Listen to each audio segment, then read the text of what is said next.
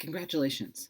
By this point, you should have practiced the skill of understanding a scholarly book chapter, of looking for its argument, and of reading for the supporting evidence a historian uses to support their argument. These are skills that you're going to keep practicing, especially if you're a history major. I'm making this video to guide you about reading Timothy Tyson's book, Radio Free Dixie, Robert F. Williams and the Roots of Black Power. So in this video, I'm going to provide you with a little bit of an introduction to the scholarly conversations that Tyson is participating in. In explaining this, I'm going to assume that you have a general knowledge of U.S. history during the 1960s, of the sort you would have gotten from a survey level course like AMH 2042, AMH 2020, or AP U.S. History. Timothy Tyson published this book in 1999.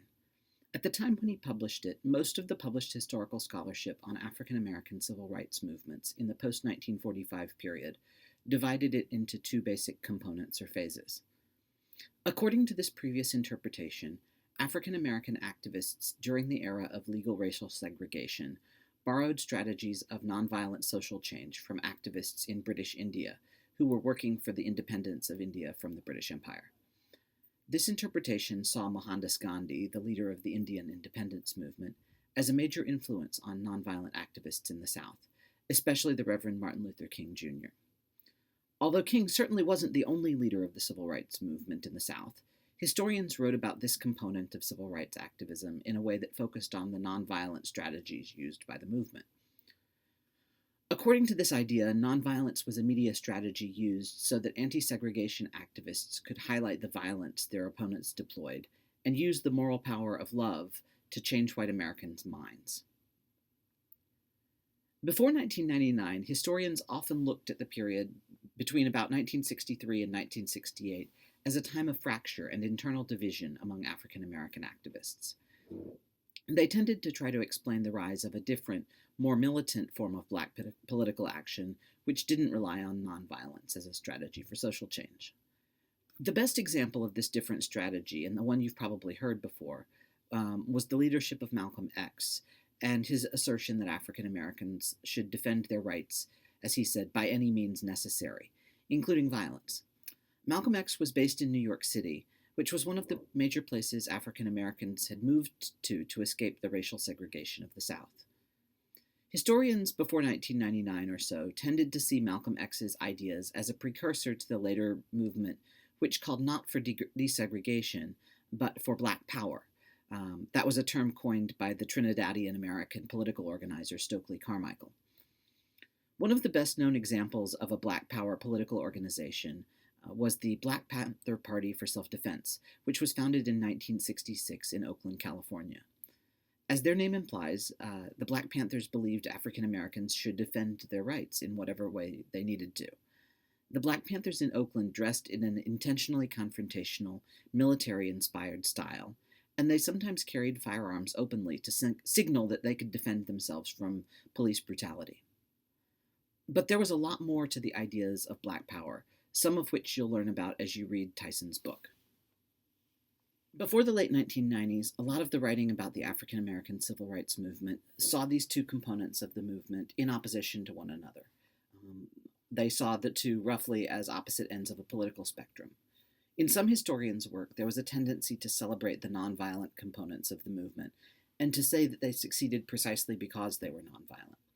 According to these kinds of interpretations, the Black Power phase of the civil rights movement failed because Black Power's willingness to use violence didn't carry the same kind of moral high ground that the nonviolent approaches did.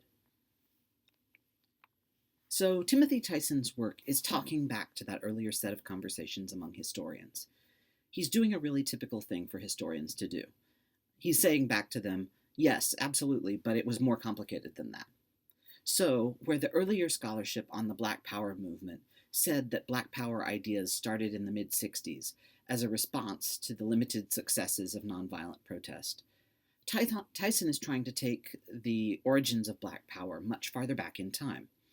That's part of why he starts the story chronologically where he does, in the 1920s, when his main character, Robert F. Williams, was a boy. You'll also see that he doesn't say that Black Power ideas started with Malcolm X. As you read this book, look for Tyson's argument about where the ideas of the Black Power movement came from. In Radio Free Dixie, Tyson is also telling a different story about why the Black Power movement had only limited successes. This is a great example of how the primary sources historians have access to changes the story we can tell. In writing Radio Free Dixie, Tyson filed Freedom of Information Act requests to gain access to federal records about Robert F. Williams. For reasons you'll learn in the book, the FBI was following Williams and keeping track of what he did as part of a program known today as COINTELPRO, which is short for Counterintelligence Program. Since the late 1990s, historians who have studied 1960s civil rights movements of all kinds have relied heavily on FBI files as primary sources.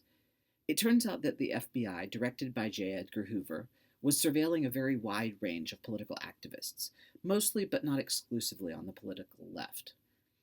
In the wake of these new sources, historians during the past 15 years or so have tended to see the supposed failure of Black Power organizations and activists as at least partially a result of government repression. As you read Radio Free Dixie, look out for this argument about the FBI's suppression of civil rights activism. You should also pay attention to the evidence Tyson uses to support this argument. Do you find it convincing? To sum up, as you're reading Radio Free Dixie, I want you to keep practicing the skills you've already learned this semester. I want you to read for Tyson's argument, for his evidence, and for the story he's telling. I also want you to practice a slightly different skill. Look for where Tyson's interpretation of African American civil rights movements sounds similar to stories you've heard about the civil rights movement before, maybe in other classes, and look for where Tyson's interpretation differs from those other interpretations. Studying history is partially about studying different interpretations of the past, and this book is a great way to get a sense of that. Good luck. I hope you enjoy the book.